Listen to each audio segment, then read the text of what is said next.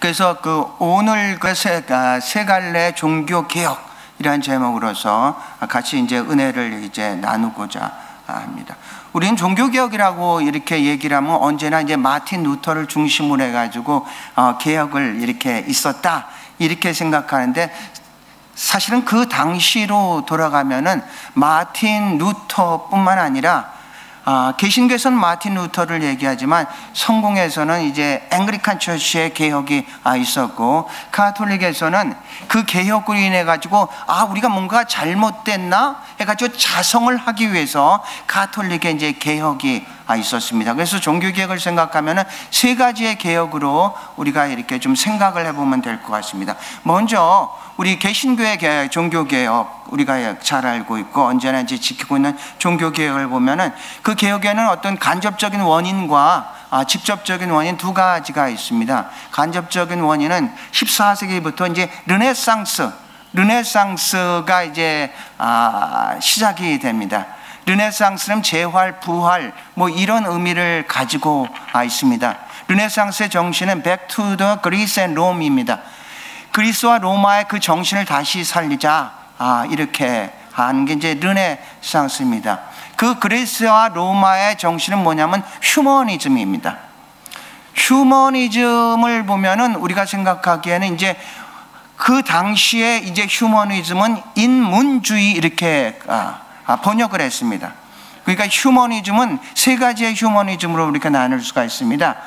유신론적인 휴머니즘과 네이스틱 휴머니즘인데, 이거는 이신론적인 휴머니즘이 있습니다. 이신론적인 휴머니즘이라는 것은 하나님이 세상을 천지를 창조하신 것은 맞는데, 그런데 이 세상의 모든 문제는 인간이 스스로 처리해야 돼. 이게 바로 이신론입니다. 창조자 하나님은 인정하지만 모든 일들은 인간이 하는 거야. 그러니까 우리가 믿는 하나님은 인격적인 하나님으로서 역사에 개입하고 간섭하고 섭리하고 경륜으로 이어가는데, 이신론이라는 것은 창조자는 인정하지만 나머지 애들은 인간이 하는 거야. 이제 그게 이신론적인 휴머니즘입니다. 그게 이제 계몽주의 사상으로 이어지고요. 그 다음에 이제 현대의 휴머니즘은 뭐냐면은 이제 무신론적인 휴머니즘입니다. 인간의 어떤 존엄성은 우리가 인정을 하는데 신이 없는 인간의 존엄성을 인정하겠다. 이게 무신론적인 휴머니즘인데, 문제는 신이 없는 인간 존엄이 오히려 인간성을 말살을 시킨다는 얘기입니다. 이제 그게 이제 이 세상의 이제 문제입니다. 그래서 당시에 첫 번째 간접적인 원인은 뭐냐면은, 간접적인 원인은 바로 그 르네상스의 사상이 이제 딱 시작이 되면서 기존의 중세는 신의 이름으로 인간성을 막살했었던 그런 사상이 이제 중세에 있어서, 중세를 우리는 암흑기라고 합니다. 그런데 이제 르네상스가 하면서 다시 인간성을 회복하자. 그래서 중세에서 근대로 넘어오면서 르네상스가 하는 것은 그게 신이 인정된 그런 휴머니즘을 얘기를 하고 있는 것입니다. 종교개혁의 이제 직접적인 원인을 보면은 우리가 잘 아는 건 교회 부패와 이제 면벌범입니다. 인더전스는 과거에는 우리가 면죄부인데, 인간이 죄를 사할 수 있는 능력이 있는 게 아니라 그 죄를 지으면은 죄에 대한 벌을 받아야 되는데, 그 벌을 사하여 줄 수 있는 영 교회와 교황이 가지고 있다고. 이 면죄부라는 이 개념이 생기기 전부터, 옛날부터 그 가톨릭에서 있었던 개념입니다. 그래서 이제 인더전스는 것은 면죄부가 아니라 면벌부로 우리가 이제 이해를 하면 됩니다. 그러니까 그 교회가 부패가 되고, 이 면벌부가 원래는 긍정적으로 사용했는데, 이제 베드로 성당을 건축해야 되고 여러 가지 가톨릭의 돈이 많이 필요하다 보니까 오히려 이것을 상업적으로 이용해가지고 이제 돈을 갖다가 거두기 시작한 겁니다. 어느 정도 타락했냐면요, 이렇게 됩니다. 이 죄의 항목들을 다 적어놓고 이 죄를 지은 사람은 얼마를 내야 되고 저 죄를 지은 사람은 얼마를 내야 되고, 그렇게 다 이렇게 돼 있습니다. 됐군요. 그래요. 자, 그래서 이제 우리가 그것은 이제 우린 개혁이라고 얘기를 했습니다. 개혁과 혁명은 다릅니다. 마틴 루터가 개혁을 한다는 개념은 어떤 개념이냐면 그 자체 내 가톨릭은 그대로 다 인정이 되는데 잘못된 걸 좀 고치자, 이런 얘기지 혁명은 아닙니다. 혁명이라는 것은 기존의 질서를 아주 엎어버리고 새로운 질서를 만들겠다, 이게 혁명인데 마틴 루터의 종교개혁은 혁명이 아니라 개혁입니다. 개혁. 그래 다 인정을 하는데 이런 것은 잘못되지 않았느냐, 그 중에서 이제 95개항조를 내면서 이런 것도 한번 얘기를 해보자, 이런 차원에서 이제 개혁이 일어난 겁니다. 그래서 시대적 상황은 이제 르네상스가 있고요. 두 번째로서는요, 교회가 부패를 하고 그때 면벌부가 이제 판매를 상업화해가지고 이제 문제가 된 거죠. 어느 정도냐 이렇게 됐습니다. 저 밑에를 보면은 이제 죄의 항목들이 쭉 있습니다. 그렇게 정해놓고 가격이 얼마야, 이 죄의 벌을 갖다가 사해 주려면 얼마를 내야 돼, 이게 이제 면벌부의 구체적인 내면입니다. 그러니까 또 중죄를 지으면은 아주 가격이 비싸고 아주 경범죄를 하면 가격이 싼 그런 식으로서 합니다. 아주 이게 우리 개신교에서는 없는 게 카톨릭인데 연옥이 있습니다. 연옥은 바로 천당 가기에는 너무나 죄를 많이 지었기 때문에 연옥에서 일정 기간 동안 단련과 여러 가지 어려움을 겪은 후에 갈 수 있는 그런 중간 상태입니다. 그런데 태젤이라는 사람은 이렇게 설교를 합니다. 여러분이 만약에 면벌부를 이곳에서 딱 사면은, 그리고 여러분이 헌금을 낼 때 그 헌금이 동전이 이 소리가 딱 날 때 그 헌금의 소리와 함께 여러분이 사랑하는 그 사람의 연옥에서 바로 천국으로 올라갑니다. 아주 너무나 유창하게 아주 그냥 청산유수로 그렇게 설교를 하면서 돈을 거두니까 마틴 루터가 이건 아니다. 그래서 이제 시작한 게 이제 종교 개혁입니다. 비텐버그 성당입니다. 바로 31일 날 거기에 95개항조를 이제 걸은 게 그때 이제 개혁의 이제 시작이라고 됩니다. 이제 세 가지가 있죠. 종교 개혁에서 세 가지가 이제 오직 성경, 오직 은혜, 오직 믿음, 이 세 가지가 있습니다. 이 세 가지, 그러니까 이 성경, 오직 성경인데 당신은 성경과 전통을 같이 넣습니다. 우리는 모든 기준은 성경, 우리의 신앙교 실천의 기준은 성경이라고 얘기를 하고 고백을 하고 있는데 가톨릭에서는 그렇지는 않습니다. 성경과 함께 전통, 교회의 권위를 얘기를 합니다. 그들에겐 이런 논리가 있습니다. 성경을 결정한 게 누구냐? 성경의 신약이 27권, 구약이 39권이라고 결정한 게 누구냐? 교회가 아니겠느냐? 그렇다면은 이 교회의 권위도 같이 가야 되지 않겠느냐? 이게 가톨릭의 논리이고 이론입니다.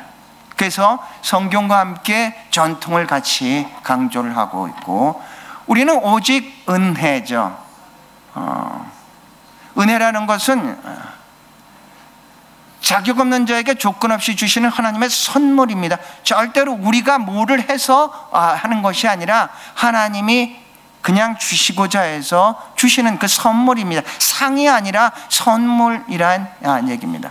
상이 아니라 선물. 분명히 이제 우리가 믿게 된 것도 오직 그 은혜로 인한 믿음이지, 너희가 그 은혜로 인하여 믿음으로 말미암아 구원을 얻었나니 이것은 너희에게서 난 것이 아니라 하나님의 선물이라 그랬습니다. 행위로 난 것이 아니니 이는 아무도 자랑치 못하게 하려 함이라 그랬습니다. 선물입니다. 그게 이제 은혜인데, 그런데 여기서는 이제 은혜 말고도 이제 공로가 들어갑니다. 사람이 이렇게 공로가 쌓였기 때문에 이게 우리가 구원을 받을 수 있어, 이런 겁니다. 사도 바울이 1차 전도여행 때 이제 전도여행 바나바가 갔다 오니까 안티옥에 딱 다시 오니까 이 안티옥 교회에서 이제 예루살렘에서 왔었던 사람들이 안티옥 교회인데 교인들한테 가르쳐 주기를, 그래 맞아, 예수를 구원받으려면 맞는데, 그런데 할례도 해야 되고 율법도 지켜야 돼. 이런 얘기입니다. 예수 하나만으로는 안 돼. 할례도 있어야 되고 율법도 지켜야지 구원을 받는 그런 겁니다.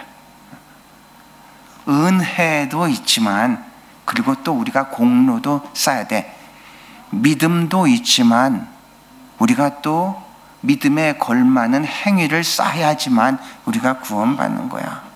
이런 예수 한 분만으로서 우리가 완벽하지 못하고 우리가 해야 되는 것은 다 해야 돼. 이런 얘기입니다. 이런 얘기. 그래서 개신교에서는 이제 저런 논리를 써 이제 개신교. 두 번째는 이제 성공회의 개혁입니다. 개신교의 개혁이 신학적인 문제로 이제 시작이 됐다면 성공회는 개인적인 문제로 이렇게 됐습니다. 이성의 헨리 8세입니다. 헨리 8세인데 이번에 부인은 캐서린입니다. 캐서린은 어떤 분이냐면 자기 형의 와이프입니다. 형이 갑자기 죽자마 동생이었던 헨리 8세가 형과 결혼하고 이제 왕위에 올라갑니다. 그런데 이 캐서린이 아이를 낳지를 못합니다. 그래서 헨리 8세는 교황청에서, 이 사람은 굉장히 믿음이 좋았던 사람입니다. 우리가 개신교 1517년에 이제 종교개혁이 일어났습니다. 영국은 이 헨리 8세가 지배를 할 때 이 헨리 8세가 굉장히 많이 비난을 해서 어떻게 그럴 수 있냐. 그래서 교황이 레오 14가 너무 감사해가지고 너는 믿음의 수호자다 이렇게 칭호를 받을 정도로 이 사람 참 캐톨릭 신자였습니다. 그런데 개인적인 문제로서 캐서린이 자기 형수이기도 했고 또 자기의 후계자를 낳지를 못합니다. 이 사람은 굉장히 후계자에 대해서 애착을 가지고 있는데, 그래서 안 되겠다 싶어가지고 이혼을 해야겠다 해서 교황청에 보냈는데, 이혼을 하겠다 하니까 교황청이 안 된다, 교리적으로는 안 되지만 이 캐서린은 당시에 가장 강력했던 스페인 출신의 공주 출신입니다. 잘못 건드리면 정치적으로도 이 캐톨릭 굉장히 문제가 있을 뿐만 아니라 교리적으로도 그건 안 된다 이렇게 했습니다. 이 사람은 굉장히 문무가 출중한 사람입니다. 그래서 그러면 우리는 이제 이후로 우린 교황에 의해서 휘둘리는 그런 나라가 아니야.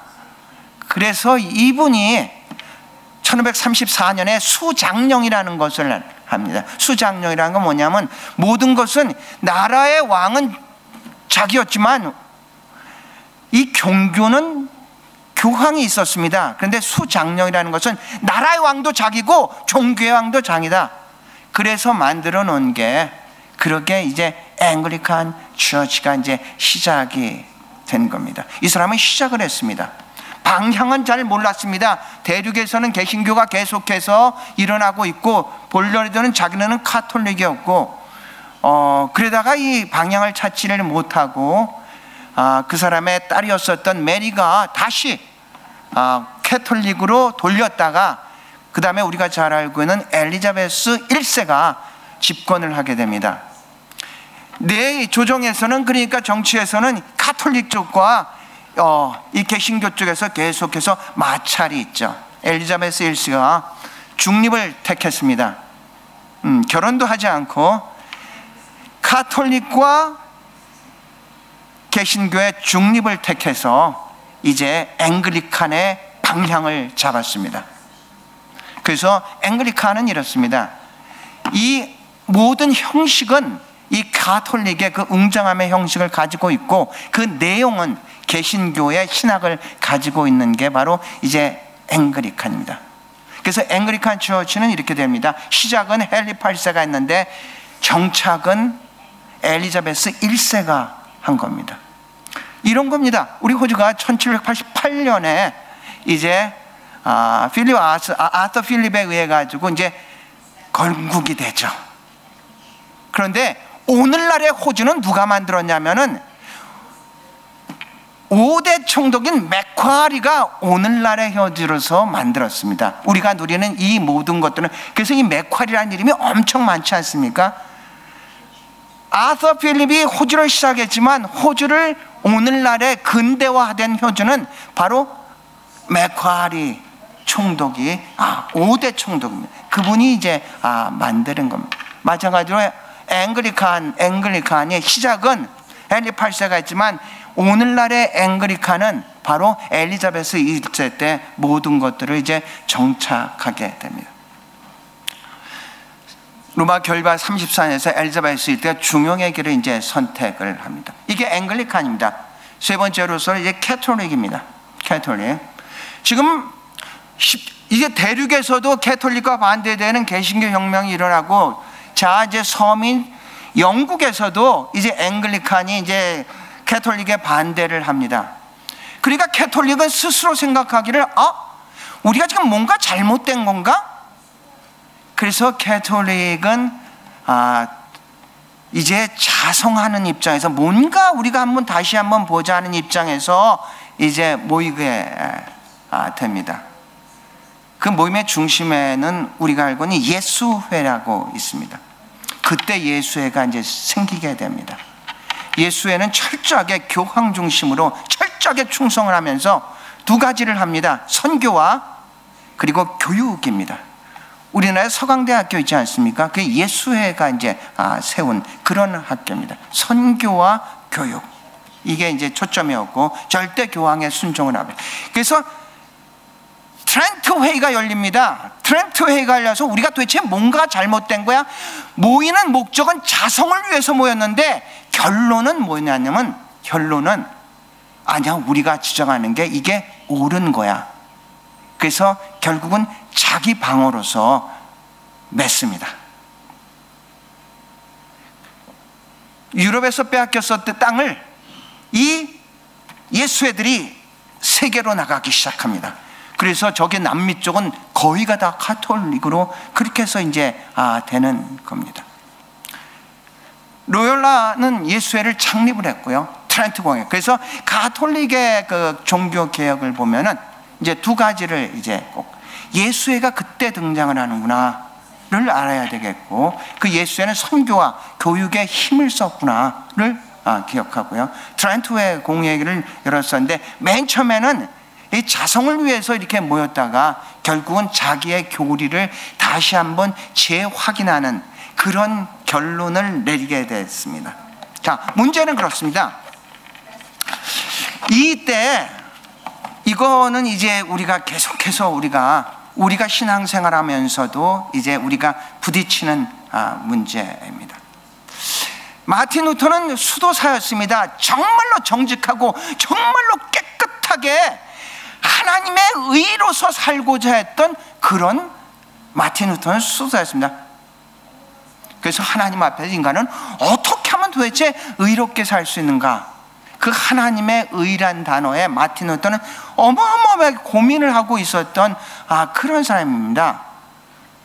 하나님의 의를 맞춰서 살려고 하는데 자기가 그렇게 살려고 노력하면 노력할수록 자기의 마음은 더욱더 공허하고 자기의 죄성이 더욱더 드러나고 있는 그 자신을 바라보게 됩니다. 마틴 루터는 수도사로서 거기 금식, 철야, 고해 성사 이런 걸 안 한 게 없어요. 어느 정도까지 했냐면 빌라도의 계단이 있는데 그 계단을 무릎으로 올라갔다 내려갔다. 왜냐하면 그렇게 하면 내가 더 하나님의 의에 가까워지지 않을까, 그렇게 생각해서 자기가 할 수 있는 사람의 의를 최대한 올렸는데 하면 할수록 자기의 마음은 더욱더 공허감 속에서 더욱더 죄의식에 빠지는 자신을 발견하고 너무너무 힘들어했던 그런 처지였습니다. 로마서 10장 3절, 오늘 우리가 본 것, 이게 바로 마틴 루터의 고민. 하나님의 의를 모르고 자기의 의를 세우려고 힘써 하나님의 의에 복종하지 않았다. 자, 자기의 의가 뭡니까? 자기의 행위로 율법을 지킴으로써 그 하나님의 의를 이루겠다는 얘기입니다. 이게 자기의 의.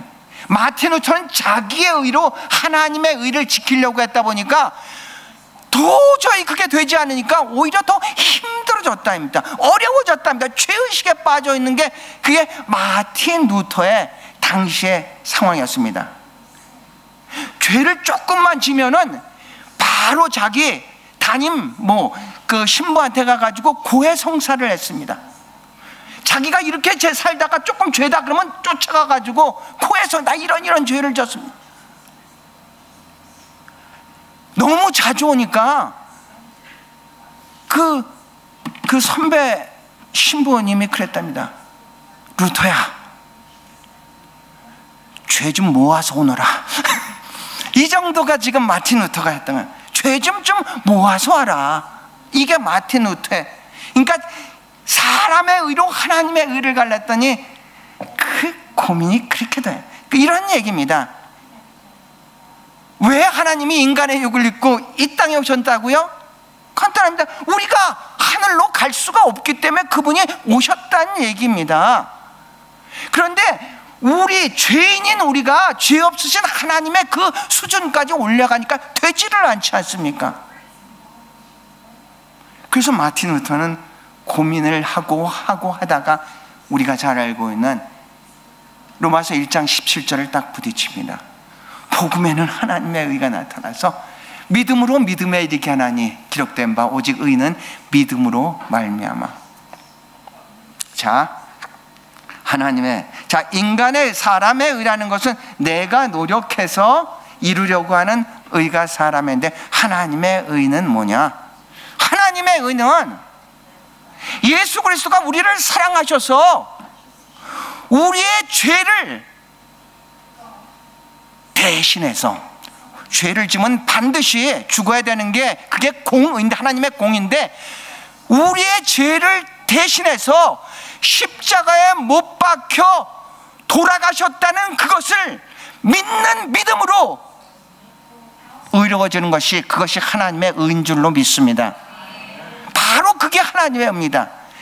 그것을 믿는 믿음으로 의로워지는 게 그게 하나님의 의입니다.